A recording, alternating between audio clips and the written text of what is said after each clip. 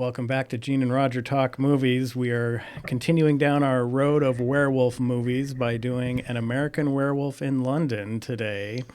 But first, I do need to do a callback to last week's episode, The Howling. Oh, The Howling. we actually garbage. we actually got a comment from Dan Jackson, 1977, and I'll just read it. We were wondering what 77 was. Well, if it's his birthday, he was only 4 when The Howling came out. It could have been, the year of his first car or something. Well, maybe. Yeah, his house was built in 77. But I loved Dan's comment, so we absolutely have to mention it here, because in The Howling, Gene was going off on this. It's the Dee Wallace show, and it is. It's Dee Wallace for 2/3, some werewolves kind of for 1/3. Right, and that's really kind of how The Howling was.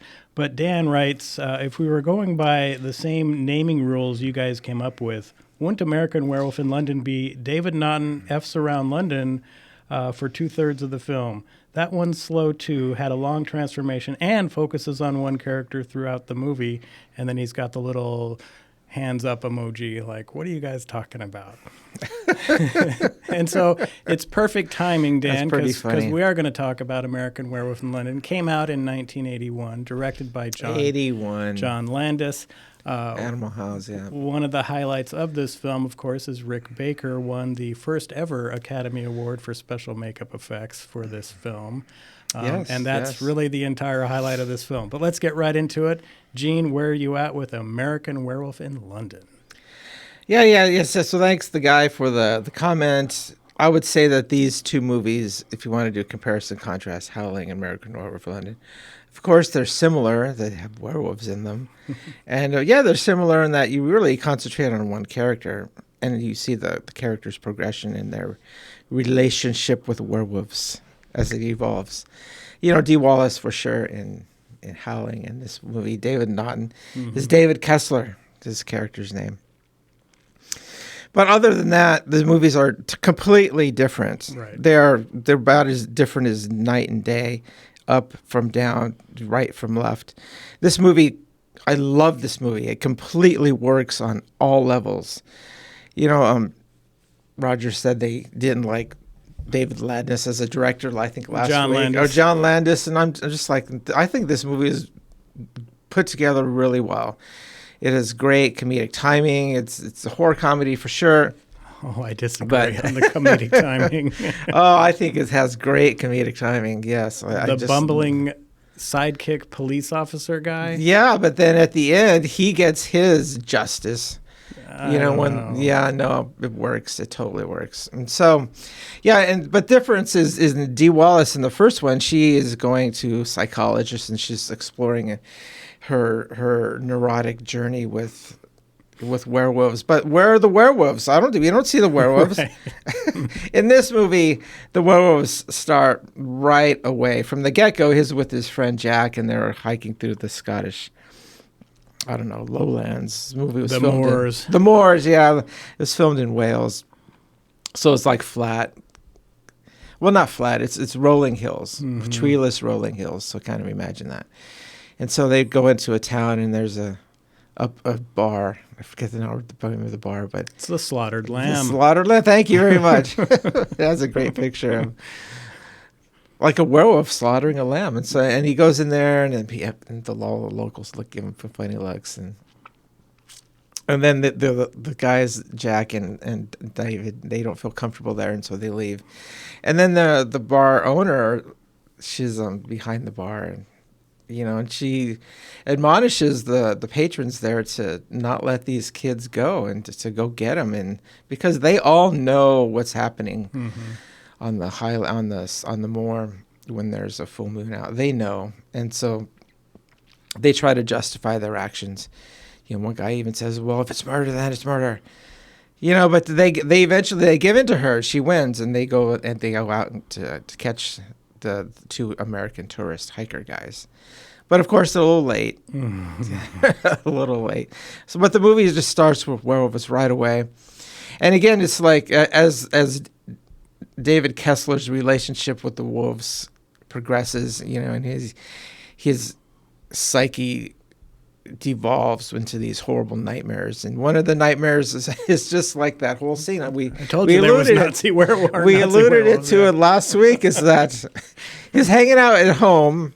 I guess is maybe the symbolism is trying to latch on to normalcy in his life. So in his dream, he goes back to his house, and it's normal. It's great for a little bit, but then the door, somebody's knocking at the door. It's like, and everyone's like, "Who's here now?" And so I think the mom opens the door. It's the dad, actually. I the thought dad. It was the mom, but it was the dad. The dad opens the door.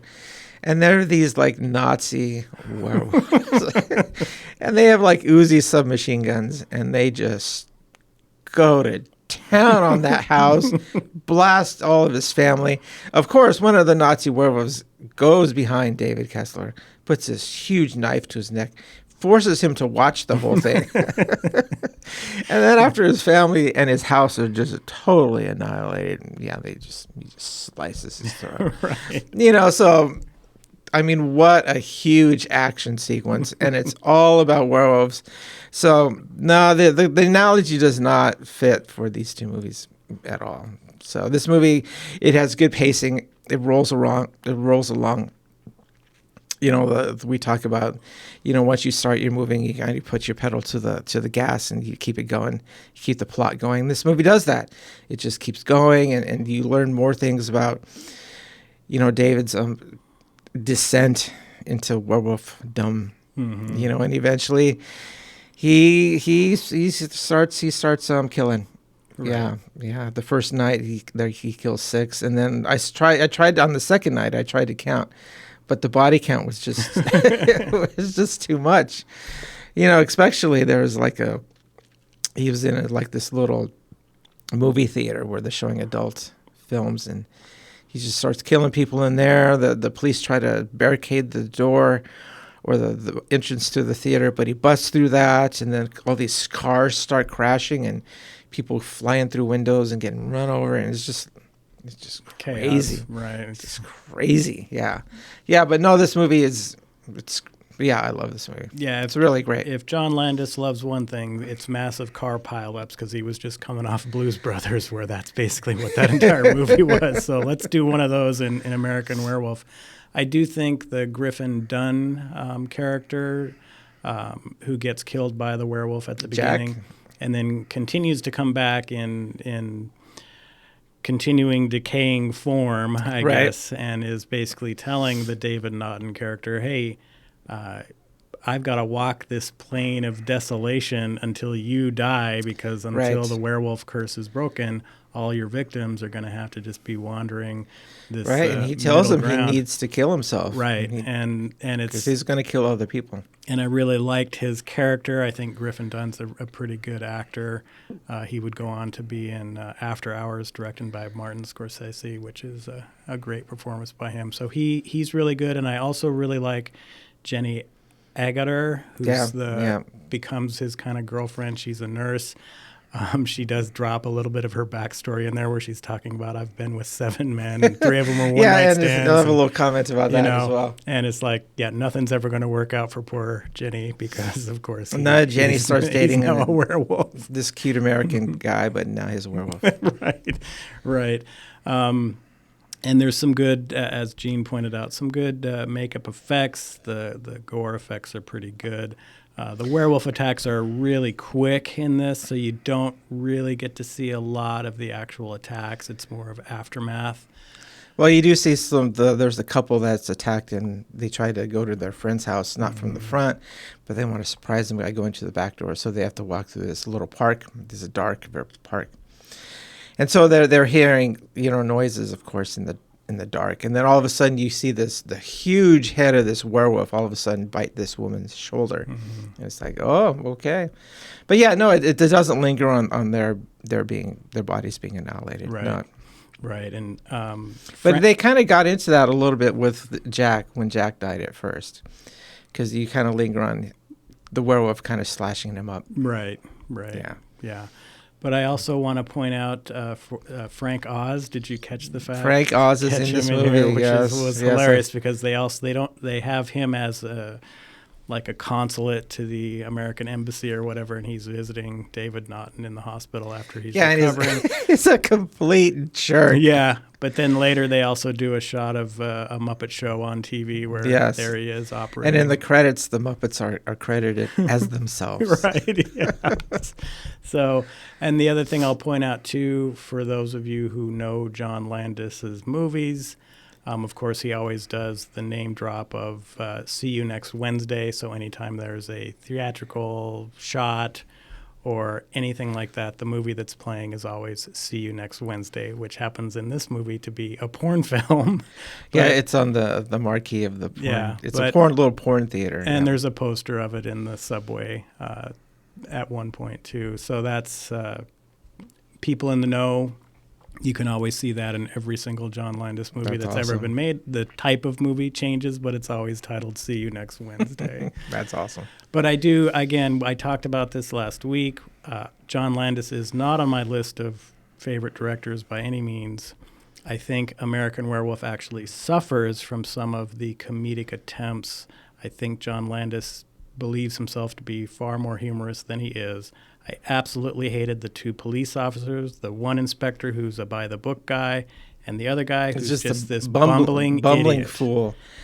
And but justice is given to them at the end. Right, but I just think... I was okay with it. You're giving it a pass. To me, that was just, okay, that piece does not belong there. You can do comedy like in Evil Dead 2, for example, or even something more comedic like Tucker and Dale versus Evil, where it actually fits within the realm of the film.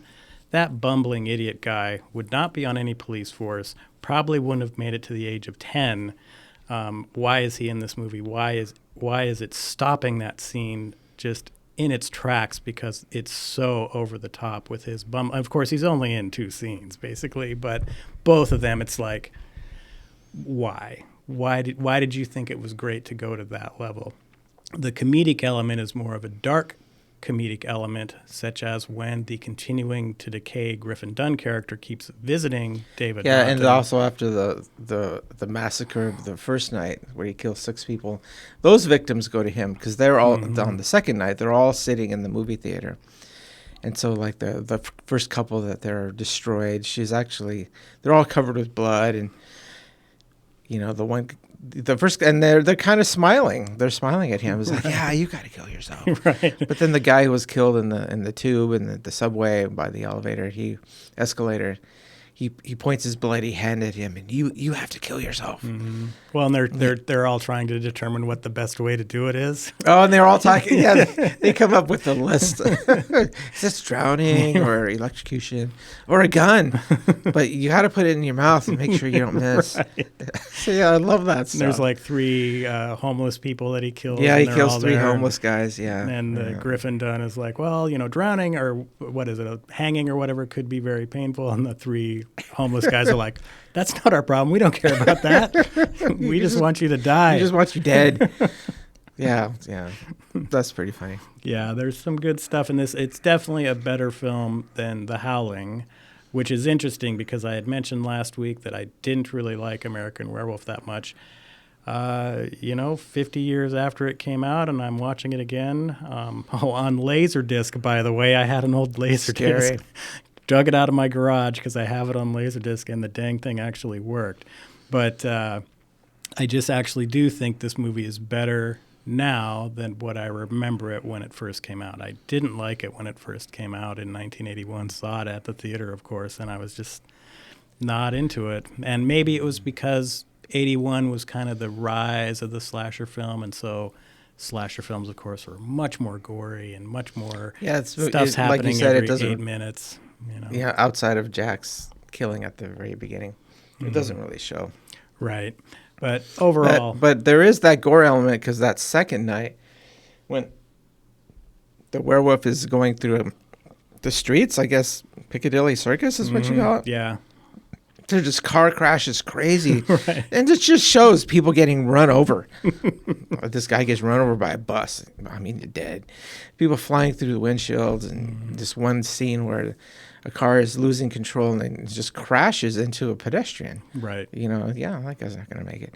So, yeah, there's a lot of a lot of mayhem there. I still think with that, though, it was just John Landis coming off Blues Brothers, where Blues Brothers just tons of car crashes all the time. And here he was, well, I'm making an R-rated werewolf movie. I can do the car crashes, but also have a lot of killing in it, too. Yeah, he's going to go through the windshield. And it works. It works. Yeah, and so the big thing, though, with this film and the scene that really everyone remembers the most is the actual werewolf transformation scene with special effects by Rick Baker. Of course, I already mentioned he won the Academy Award. Academy Award for that.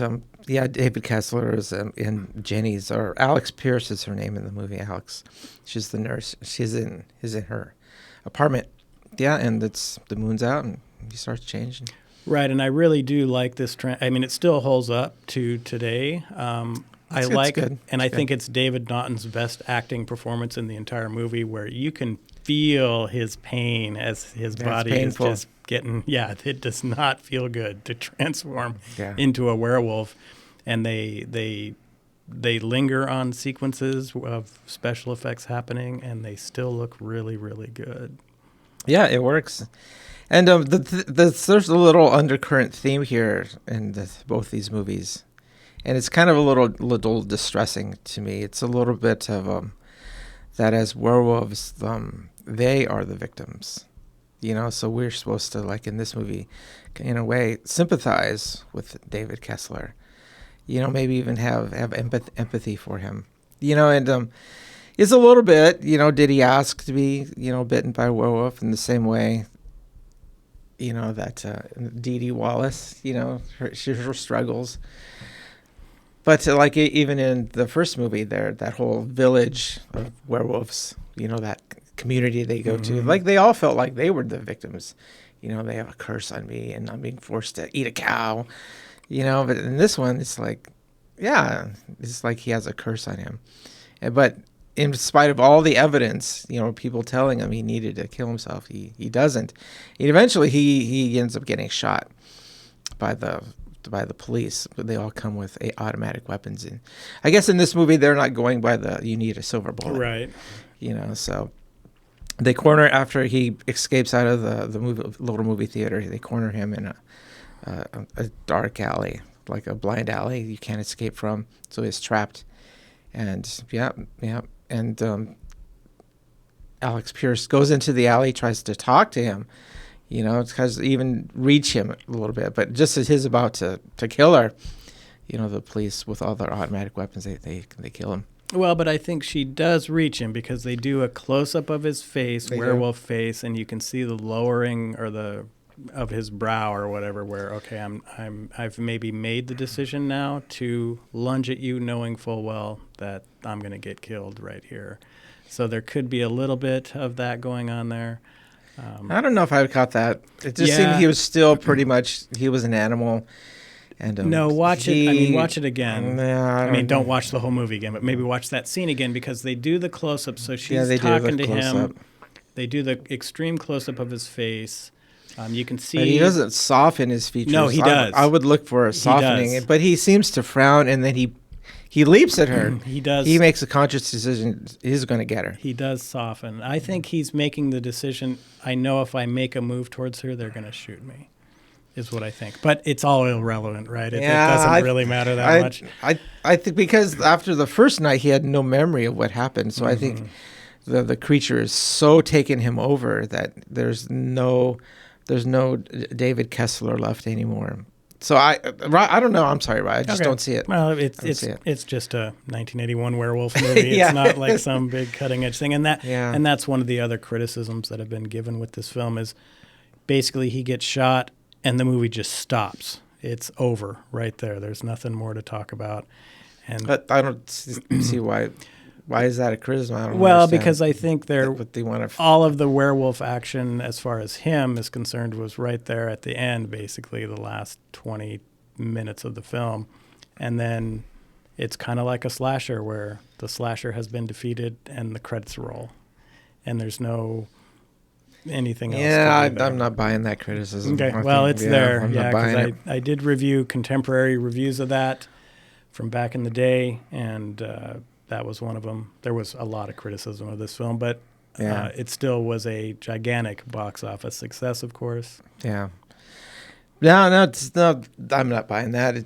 It's his journey. It's David Kessler's journey. You know, if he's with Jack at the beginning, they're buddies, they're friends. They're walking through the moor. You know, Jack is killed. David gets bitten. He's got this curse. Yeah, so it's David Kessler's journey, and he's got shot. He's dead. So well, but I think to go back to our commenter, the difference between, I think, the Howling's journey and this one is you have characters like the Griffin Dunn character who have a lot of screen time. You have Jack, characters like the Jenny Agutter character where she's the only one in the scene. They're showing her they're showing her taking care of that child and interacting with the head of the hospital. They're trying to figure out what to do. And so that, I think, is the bigger difference between the two as far as that comment is. Howling was all about Dee Wallace, and you never really had any other interactions with any other characters unless she was involved in that scene. Right.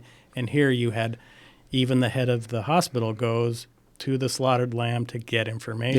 Yeah, because he is completely not convinced by Scotland Yard. There's those two representatives of that police force. Right.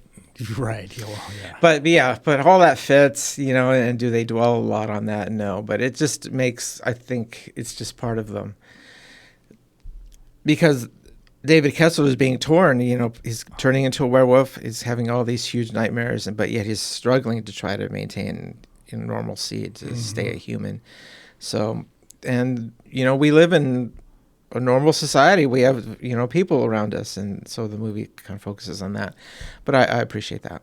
Yeah, it's definitely a better film than The Howling, and way back in the day, I had The Howling way ahead of this, and now The Howling is like, that movie is just not very good. Like, again, it's like the viewership test. Like, would I watch American Werewolf in London again? Yeah. Movie's got stuff going for it, but would I watch The Howling again? No way. I'm not watching that thing again.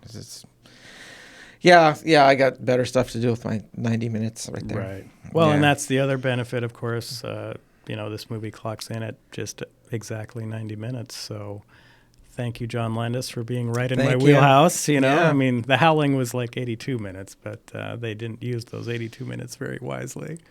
No, they didn't. But also, I appreciate this movie because you just have to.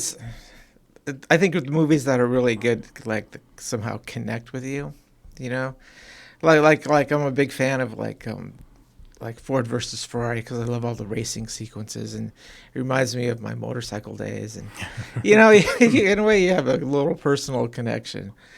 You know, American Graffiti, you know, the whole thing, this whole theme of, you know, just like just emerging independence in your life. And right now I'm at the moment in my life where my kids they're at that phase, so I really relate to that.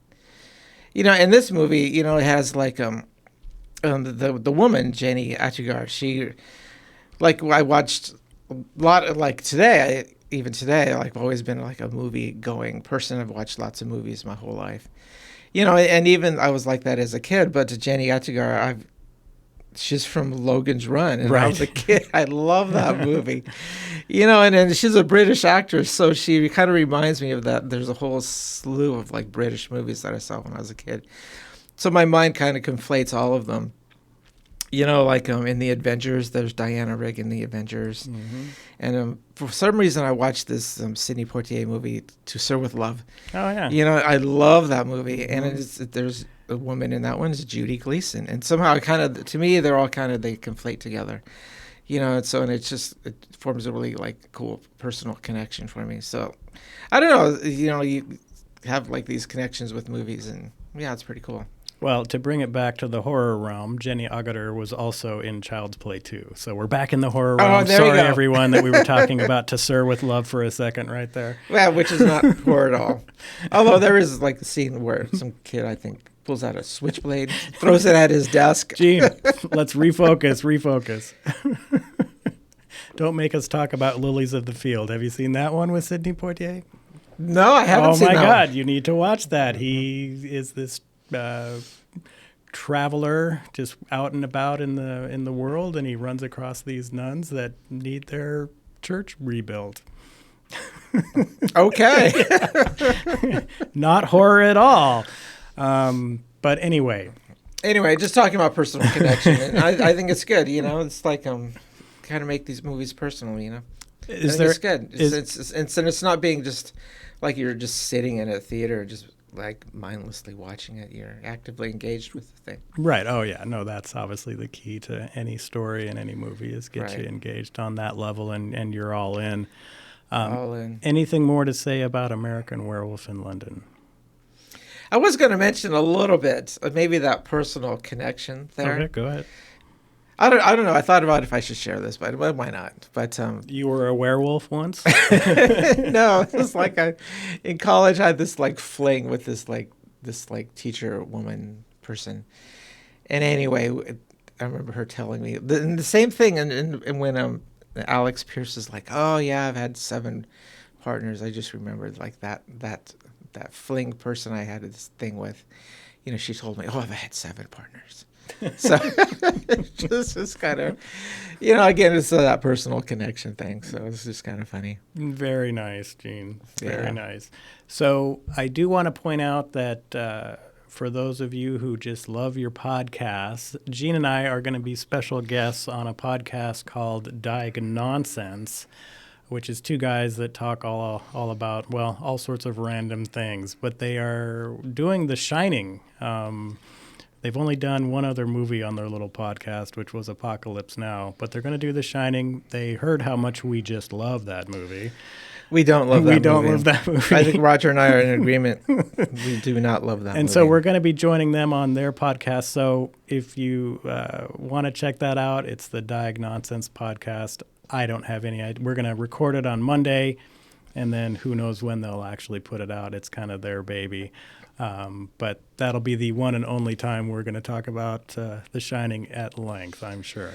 Yeah. Well, maybe we could do a dual recording. Like we could have our equipment along with their equipment. So Well, I'm going to ask them if we can have the raw audio so we can just Oh cut yeah, it they'll in. just yeah. There you go. But either way, I think next week for us, though, we're going to continue down this werewolf path Yep. and do Wolfen. Wolfen will be the longest of these because it's 114 minutes long. Okay. I have Still not not quite 2 hours. I have not seen it in decades and decades. And I've never seen it. But here's my memory: is it's the best of the 3. But then again, who knows now at this point in my life? Because You like The Company of Wolves, though. The Company of Wolves is one of my favorite. Well, is probably my favorite werewolf movie. I just love the dreamlike quality of that film. Yeah. And I'm not a big werewolf guy anyway. So Yeah. there's yeah. Dog Soldiers, which is pretty good with the military guys holed up in that place, and everyone else is a werewolf. But anyway, we are way off topic here now. I think we're going to just wrap it up. Anything else to say about it? I do have to throw this out. Is that if it's movies is made in England, right? So you have to recognize at the end credits, there's an end credit at the very end. There's a congratulations to Lady Diana Spencer Oh, on I her did upcoming not. marriage. Did not Yeah. watch the whole. Yeah, and credit again sequence. about personal connections. I remember when they got married, because I stayed up because I was in Denver, Colorado. I stayed up to like 4 a.m. to watch the thing, and then fast forward decades. I remember staying up to like 4 a.m. to watch the funeral. Yeah. Yeah. I didn't realize you were so enamored with British monarchy. It just seemed historical. It's very just to be part of history. Yeah. Okay. In a tiny little way. I think with that, we probably need to get out of here. Yeah. So watch the movie. It's great. Yeah. All right. Thanks for tuning in. We will catch you next week with Wolfen, and that Shining episode might be out as well. So talk to you then. Bye. Bye-bye.